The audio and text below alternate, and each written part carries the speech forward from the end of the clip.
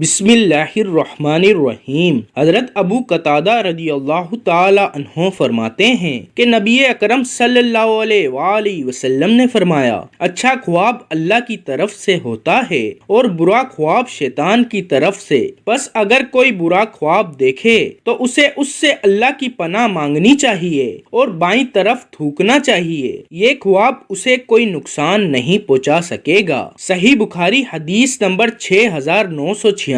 حضرت ابن عباس رضی اللہ تعالی عنہ سے روایت ہے کہ نبی کریم صلی اللہ علیہ وآلہ وسلم نے ارشاد فرمایا، جس نے ایسا خواب بیان کیا جو اس نے دیکھا نہ ہو تو اسے 2 جو کے دانے کو قیامت کے دن جوڑنے کے لیے کہا جائے گا اور وہ اسے ہرگز نہیں کر سکے گا، اس لیے مار کھاتا رہے گا۔